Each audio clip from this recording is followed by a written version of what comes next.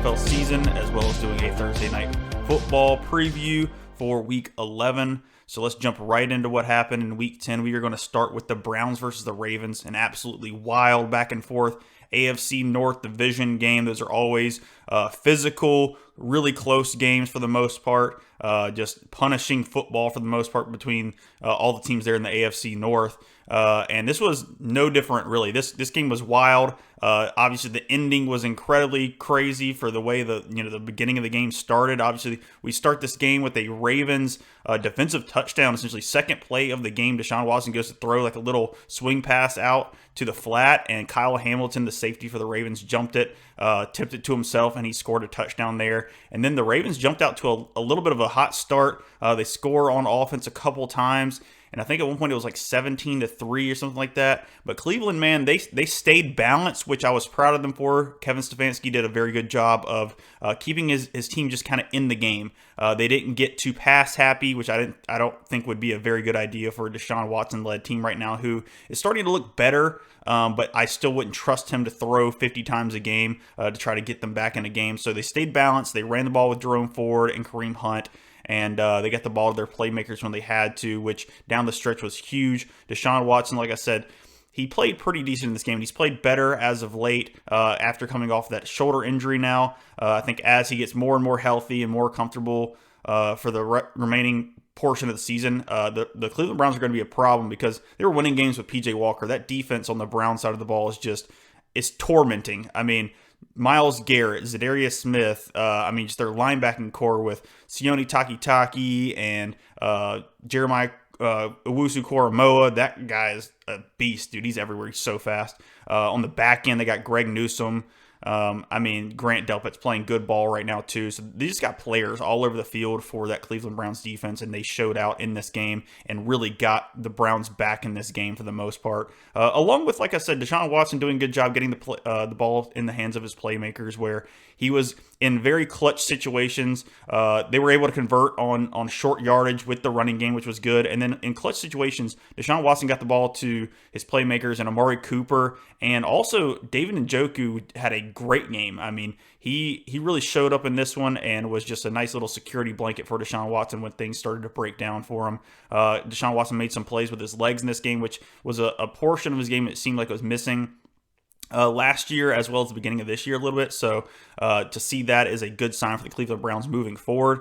But like I said, the Ravens, they still look good in this game. They just made some untimely mistakes, some turnovers by Lamar Jackson, which are very just few and far between for him. I think he had 4 interceptions going into this game, and I think he had, 2 or 3 in this one alone.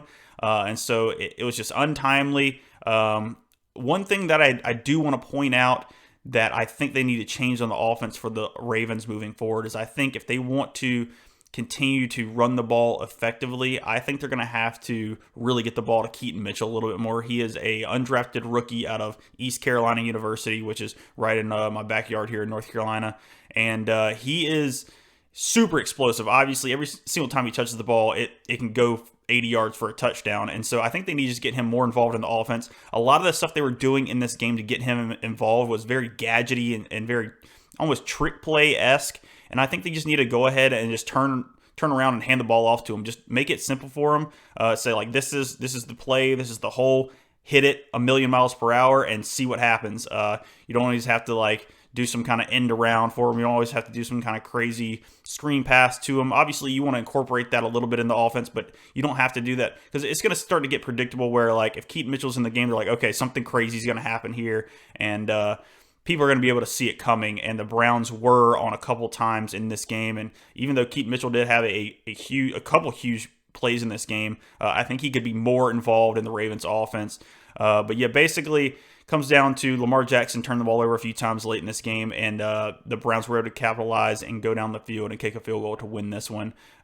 Crazy game. Was not expecting the game to be this high scoring, even with crazy defensive stops and touchdowns and turnovers and whatnot. I made a very bad decision to bench the Cleveland defense in fantasy this week, so I will be paying for that because I lost by the margin that I would have otherwise had if I just had started their defense over another one.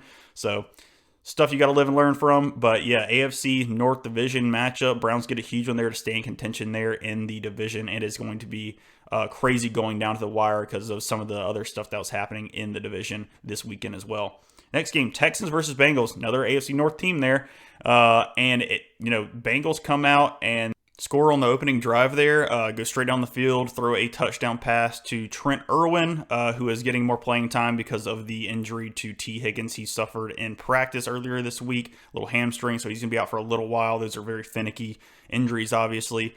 So you'd expect Tyler Boyd, who got a lot of work in this game as well as Jamar Chase, getting more opportunities for the Cincinnati Bengals offense. But yeah, they go straight down the field, score a touchdown, and you thought, obviously they're hot right now. The Bengals been playing well as of late. You think, oh, this is going to be a start to a bad game for the Texans on defense. And obviously the Texans have not had a very good, basically, record away from home this season. And so you thought, this is just going to be a trend that's going to continue here. But that is not what happened in this game, man. CJ Stroud came out slinging the football once again. Had another incredible game. The guy has essentially locked up Offensive Player of the Year, or Offensive Rookie Player of the Year, I should say. And man, he is just playing incredible football. I feel bad for Panthers fans right now that are having to watch CJ Stroud be that good at football, considering, some of the, people out there speculating that maybe David Tepper stepped in and said he wanted Bryce Young over CJ Stroud, which there was a lot of signs pointing towards him being the pick for the Panthers beforehand, right before the draft, and then things kind of shifted, that day right before the NFL draft began this past offseason. But sucks for them. But CJ Stroud, man, Houston, you got to be very, very excited. You have your franchise quarterback for the next 15 years. I mean, sometimes you got to say that with like a grain of salt, though, just because, I thought, back in the past that Carson Wentz was the guy once he had his breakout in year 2 and was basically an MVP type candidate for that season. And then the Eagles, end up winning the Super Bowl that year. It was just an incredible, magical season for the Eagles. So you got to say that say that with a grain of salt, considering the fact that there's so many variables that go into NFL football seasons and the way things operate in the league. But either way, CJ Stroud balling right now, goes crazy in this game. He was making plays out of structure. He was scrambling around, just twirling out of the pocket, throwing the ball mostly to Noah Brown on those, out of structure plays. And he found a lot of his playmakers in this game, and they were able to run the ball very well with Devin Singletary. He had like 150 yards and a touchdown. I think that's his career day on the season. So that bodes well for when Dameon Pierce does come back eventually from injury. Looks like if they can get that running game balanced and the O-line is getting healthier and healthier for the Texans right now, their offense is going to be playing well. And the Texans defense, they might not have all the playmakers you would want on defense, but they're getting healthier as well. I think they got back Derek Stingley in this game. And as well as you got D'Amico Ryans, who was the head coach there, who was the defensive coordinator of the San Francisco 49ers last year. And he did a fantastic job there. We can see right now the difference between a D'Amico Ryans led defense and a Steve Wilks led defense, who is now heading up the coordinating for the San Francisco 49ers. Their defense is not as good as it was last year. But man, this was a great game for CJ Stroud. Came back in this game. Well, I say came back after a hot start from the Bengals and just led the ball game for the most part. And then Joe Burrow and the Bengals struck back. They did not give up on the game. Another team that stayed balanced. I was proud of them for doing. They didn't get too pass happy when it got to the point where they were down by quite a bit. Then Joe Burrow and the Bengals have a chance to take the lead late in this game and seal it away with a touchdown pass to Tyler Boyd, and he drops the pass in the end zone. An easy catch, just a focus drop basically more than anything. And unfortunately, that's just essentially kind of the way the game ends there. They get the ball, or the Texans get the ball, go down, kick a field goal, and that's all she wrote in the game. Texans, once again, just fighting to the very end. They are getting themselves back in that AFC South, contention for the division, and maybe even vying for a AFC wildcard spot at this point. Let's just see how the rest of the season goes on, but we'll talk about it a little bit later. This next game, actually, where the Jaguars dropped the game, so that bodes well for the Texans moving forward. So let's just go ahead and hop right into that. 49ers versus Jaguars. This game was ugly from the Jaguars. Right off the rip, Jaguars get the ball first, and that pass rush from the 49ers absolutely smothered Trevor Lawrence. And from that point on, he was uncomfortable in the pocket. He couldn't do anything. The drop back passing game basically became non-existent because as soon as he got back there and felt like he was back there for a little bit too long, he was either holding onto the ball or just like freaking out and trying to get out of the pocket, and then somebody was there to just clobber him, to just clean up a sack, basically. The Jaguars, to Doug Peterson's credit, tried to figure out ways to kind of neutralize that pass rush. They were just getting after. They have waves of people now. With the fact that Chase Young is now on the other side of Nick Bosa, now they have Javon Hargrave, who they stole from the Eagles in free agency. Eric Armstead, Javon Kinlaw, who was once upon a time a first-round draft pick. They have even another first-round draft pick from the Raiders a long time ago, Cleveland Ferrell, who is just kind of like a backup guy right now, too. So they got waves of people in that defensive line, and they can just substitute them in and out and just make life very difficult for opposing offenses and quarterbacks to think about. But essentially, you got to give credit to Doug Peterson. He tried to figure out ways to neutralize that pass rush as the game went on. First, he tried doing a hard count, and then the Jaguars ended up just jumping offside, so it kind of worked, or false starting, I should say, not jumping offsides. They false started, which bit themselves in their own rear for the most part. Then they tried to do a little bit of a running back draw game with Travis Etienne. That didn't really work. They were being very disciplined on that side of the ball for the 49ers. They were keeping contained there and not letting people get too wide and just kind of collapsing the pocket whenever it happened, or collapsing onto the line of scrimmage. And then the one thing that did working whenever the Jaguars started to have a little bit more success on the offensive side of the ball was the screen game. They were like, if these guys are going to have their hair on fire and come at us quickly, let's get the ball out of Trevor Lawrence's hands, who was a little skittish in the pocket because of the beginning of the game and how much pressure he was receiving. They got it out of his hands. They got it to his playmakers. And they started to move the ball a little bit more. They started to go to a quick passing game type offense where they were throwing to the flat, stuff of that nature, just making sure that they couldn't just hang back in the pocket and let the pass rush get to Trevor Lawrence. And so they got a little bit of, positive offensive, movement basically at a couple of different points in the game. One of the points, they got to the red zone and fumbled. Christian Kirk fumbled the ball after catching a short pass that was actually going to go for a nice little gain. And so just pretty much everything went wrong for the Jaguars on offense. One thing I will say, basically you got to give credit to the 49ers defense. They made life extremely difficult for Trevor Lawrence and the Jaguar offense in this one. But one thing I do want to point out was that, honestly, even though the score says a little bit differently, 34-3 is a big time, difference, in score. And it looks like from that, score that the 49ers offense was just operating on all cylinders. And in reality, when I was watching it, it didn't seem like it was that impressive. Obviously, they enjoyed having Deebo Samuel's back. The fact that he's able to just be in the backfield, run around, make people basically move. They keep him constantly in motion to see what the defense is going to be doing, whether it's man or zone, which is nice always to have that little key in right before the snap. And then they obviously missed his explosiveness on offense the past few weeks on their 3-game losing streak. And they came out, from the bye, and they were able to get him the ball in the game once again. And he's definitely a playmaker. He's a difference maker for that team, and that just opens up everything else for them on that offense. But even with that being said, I didn't think Brock Purdy looked particularly great. He made the first touchdown of Brandon Ayuk, he threw it pretty much into coverage. Like 3 guys, and Brandon Ayuk just made a play, essentially. A very risky throw.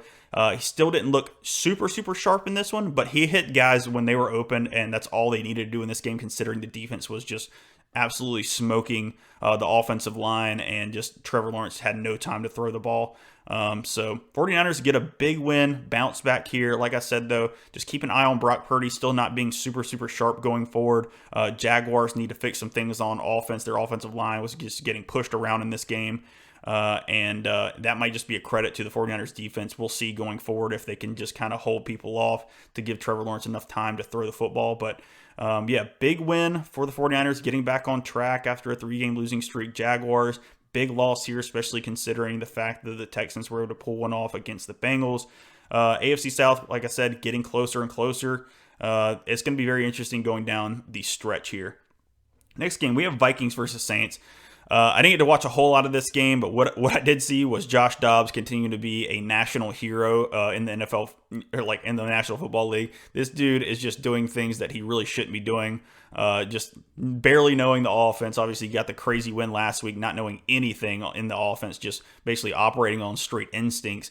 In this game, he actually, was able to like learn the playbook probably. For the most part, he probably doesn't know all of it, but he knows enough to get the job done here. And I personally thought that the Saints, like the honeymoon of Josh Dobbs and the cool story was going to be over in this one because the Saints defense is usually pretty good and they really make life difficult for opposing offenses. And in this one, Josh Dobbs just didn't care. He was running the ball effectively once again, which he's been doing all season long, whether that be with the Cardinals or the Vikings now.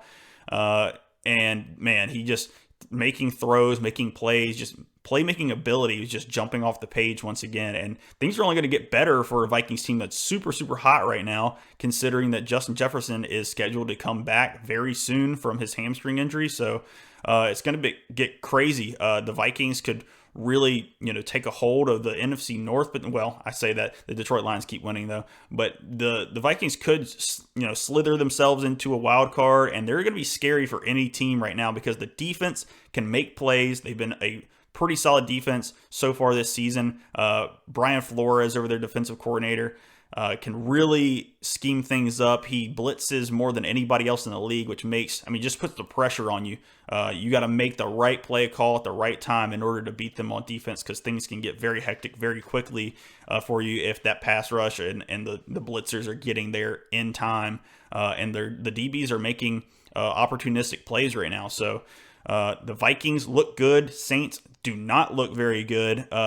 Derek Carr looked very shaky at the beginning of this game. Gets hurt in this one. Another AC joint injury. I think it's probably the same one that he injured a few weeks ago, or right at the beginning of the season, I should say. Jameis Winston comes in this game and just starts slinging the rock. He does not care, man. He is so much fun to watch. Like, he's so great for fantasy because he's just going to go in there and not care what the results are for the most part. He's just going to go out there, throw the ball to the playmakers, and he got Chris Olave involved. He got Rashid Shaheed involved. Michael Thomas unfortunately misses some time in this game, and looks like he's probably going to be out for a little while with a knee injury. So those guys moving forward in fantasy, pick those guys up because they're going to get the ball a lot if Jameis Winston is going to be the quarterback moving forward for a couple weeks here with Derek Carr having that shoulder injury as well as I think a concussion as well. So basically Saints drop one here that they probably shouldn't have. It was in Minnesota at home. Josh Dobbs on a heater, and I should have known not to bet against that, which I did anyways, which is just bad process by me. Next game, Steelers versus Packers. This game, man, this was just all about the Steelers running game. They got Jaylen Warren and Najee Harris going in this one. Both were very efficient and effective in the running game and the passing game. Both of them were catching passes, ripping off gains. Najee Harris was just running the way he looked more along the lines of when he was a rookie, which everybody was very excited about. He was just running through contact. He was just punishing and breaking the will of the defense there for the Packers, who don't have a good rush defense in the first place. So they basically just took advantage of that. And then the Packers, man, they hung around. Jordan Love did look a little bit better in this game, which it is the Steelers secondary who has been very leaky and opportunistic for the most part for opposing passing offenses. They know how to just throw the ball down the field for the most part. Jordan Love is just got to make better decisions for the most part, and he did in this game. He found Jaden Reed for a nice touchdown throw. That was one of the better throws he's probably made all season. And so maybe things are heading in the right direction for a Jordan Love led offense that it has a lot of potential, but he's just got to really hone it in and rein it in and just make sure he makes the right decisions on every play. The rushing attack for the Packers is basically non-existent right now. A.J. Dillon is a non-starter for the most part. Aaron Jones is a very good player. He's just been hurt. He's probably not even like 70-80% of what he was because of his hamstring injury that he suffered earlier on in the season. So Packers, offense looks a little bit better. Packers defense, not very good. Steelers take advantage of that. They're now 6-3. Once again, they are still on the streak of where they have been outgained in every single game, and they are way over 500 at this point, firmly in the mix in the AFC North division with the Bengals and the Ravens both losing. Crazy division right now. Can't wait. And then the Browns. The Browns just beat the Ravens, so that division is just absolutely bonkers right now. I can't wait to see what happens at the end of the season for that. Next game, Lions versus Chargers. Lions get another big win. Not a whole lot to say here. Chargers are going to charger for the most part. Justin Herbert gets the Chargers back in this game, just throwing the ball around the yard, getting the ball to Keenan Allen, who had another incredible game. I think he had like 172 yards and a touchdown in this one. So if you have it in fantasy, you're a very happy camper. Otherwise, if you're a Chargers fan, you're not happy because they keep losing games. Brandon Staley should be out of here at the end of the season. That's just the reality of the situation. Justin Herbert is not necessarily the problem there. And it's not the same thing I can say for some of the other teams I'm going to get to later on, but just basically the Lions just keep winning. The Lions are a good team. They got Jahmyr Gibbs and David Montgomery going in this game. The Lions defense is a little susceptible. Obviously, they scored a lot of points to Chargers, I should say, in this one. And so that's the one thing, the one knock on the Detroit Lions going forward is their secondary. How much who can they stop really? Once it comes to these, competent quarterbacks and competent offenses, are they going to be able to stop them going forward?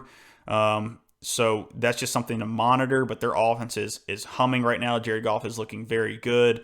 And then they have, like I said, the two-headed monster, the thunder and lightning effect there in David Montgomery and Jahmyr Gibbs, Jahmyr Gibbs is coming on as of late. And man, he is just, he's just a super explosive athlete, and the fact that he's getting some goal line touches is just hilarious for fantasy purposes. But anyways, Lions get a big win. They are the number 2 seed right now in the NFC, second only to the Eagles, who are on a bye this week. So they are nipping at the Eagles' heels right now, and the rest of their schedule is very easy for the most part, so they should win a lot of games moving forward. For an Eagles fan like me, I'm hoping they drop one of these going forward, to be completely honest with you, but it doesn't look like they're going to, because they're just a well-oiled machine right now. They just know how to win games. That was the problem with the Detroit Lions as of old. They were young for the most part, and they just didn't have the leadership there to know how to finish football games, and now they do. Dan Campbell doing a great job there in Detroit, and like I said, nipping at the Eagles' heels for the number 1 seed. Eagles got to continue to win in order to keep it, and I expect it to be, just come down to the wire at the very end of the season for all of that. Next game, Cowboys versus Giants. Not a whole lot to say here. Cowboys just beat the dog crap out of bad teams. That's just what they do. They blow out bad teams. They lose to good teams. That's the reality of the situation for the Dallas Cowboys right now. I know everybody's making these grandiose statements about how Dak Prescott is the best quarterback in the NFC or NFL right now because of just his statistics the last few weeks. But come on, man. You lose to every good team. You beat the crap out of all the bad ones. It's a trend that has been a thing for, it seems like, years now. That's just how it happens. It's just the way it goes for the most part. I don't fully believe in this Cowboys team.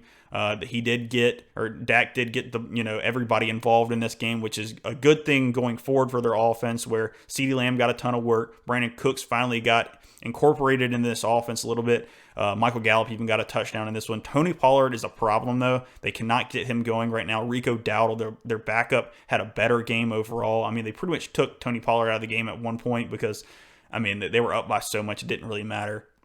They covered the 17-point spread, so nobody cared at the end of the game on this one. So yeah, Tony Pollard still, though, just not explosive as he was last year, and so that's a problem going forward. They can't run the ball against the Eagles secondary. Didn't really matter. You can't run the ball against the Eagles anyways, but if you can pass the ball as well as they did last week or 2 weeks ago, I should say, against the Eagles secondary, then it's not going to matter. But the Eagles pulled the game out, so that was really nice of them. But yeah, once again, I just can't super believe in the Cowboys right now when they're just beating up on really, really bad teams. You got Tommy DeVito on the other side of the ball. What is he, the cousin of Danny DeVito? What are we doing here? He's just some random New York guy. He just reminds me of that meme of the Gabagool guy. Come on now. Anyways, Seahawks versus Commanders. Next game. I don't know what to say about the Seahawks, man. They are so up and down. They are in a dogfight with the Commanders, who sold off all of their defensive asset, and I won't say all of them, but two of their biggest players in Chase Young and Montez Sweat. Their pass rush should more or less be non-existent, but the Seahawks and the Commanders were in an absolute dogfight in this game, and at the end of the day, the Seahawks actually got it done, which was huge for me fantasy-wise because I was playing Jackson Smith and Jigba and Tyler Lockett in two different leagues, which I'm appreciative of that, but Geno Smith still doesn't look great, to be honest with you. The offense looks a little janky. Kenneth Walker is a big play guy, but he can't be trusted consistently. It looks like Zach Charbonnet is getting a little bit more trust in that offense right now, and so moving forward, that's something to monitor for fantasy purposes as well, is because if a guy like Pete Carroll starts to lose trust in one of his playmakers, he's just going to go to the next guy. And he has been gushing about Zach Charbonnet's abilities as of late, and so that does not bode well for Kenneth Walker, who also has a little bit of an injury history, which that's unfortunate, but that's just the reality of football. Is just, if you're not durable and you're not just hitting the holes when they're there, he's a guy that looks to bounce it a lot. He's a guy that looks for the big time play rather than hitting the hole at 1,000,000 miles per hour and just getting the 8 yards he's supposed to. So a little concerning there. The offense is just not fully in sync. The defense can be opportunistic and make plays here and there, but obviously they let Sam Howell score a ton of points on them in this one as well. I can't say a whole lot because the Eagles did the same thing with Sam Howell. For whatever reason, Sam Howell looks like Steve Young against the Eagles defense as well. So can't really put too much blame on them for that, but it is what it is. Seahawks get a win to stay in contention there in the NFC North. Or NFC West, I should say. Them and the San Francisco 49ers going to be battling it out for sure. Let's go on to the next game. This was last night, Bills versus Broncos. This was a circus. I tweeted this out. This game was an absolute circus. Anything that, if you thought you knew what was going to happen next in this game, you were completely wrong. I mean, you would think right after the beginning of the game, we have so many turnovers. I mean, not Dalvin. James Cook, fumbles, a swing pass out to the left. And so right off the bat, a Bills offense who has been prone to turnovers and things of that nature start off with a turnover. Broncos can't really capitalize for the most part because their offense is very up and down as well. You got to give credit to Vance Joseph's defense, who was so bad earlier on in the season. Obviously, they got 70 dropped on them by the Dolphins, but have since kind of stabilized the ship a little bit and have been much better. They turn over Josh Allen multiple times in this game, which I'm going to have to assume is a Josh Allen issue. You can't blame the play caller for bad decisions all the time. I mean, you can blame them for certain situations they're finding themselves in because of play calling, but Josh Allen's the guy that's pulling the trigger at the end of the day. So, but with all that being said, they did fire Ken Dorsey not too long ago. Before recording this podcast here. So he's out. They are 5-5. The Bills are, after a loss to the Broncos. The ending of this game was insane. Something I need to focus on, or just say something about here, was just the fact that, the Broncos get down there. Sean Payton and them make a weird decision to kneel on the ball all 3 downs with no timeouts. Therefore, they with no timeouts, I should say that the Bills were calling the timeouts to try to conserve time or whatever. But they basically kneeled down the last time and then scrambled to get their field goal unit onto the field, which also confused the Bills defense that they were doing this. And so the Bills end up having 12 men on the field.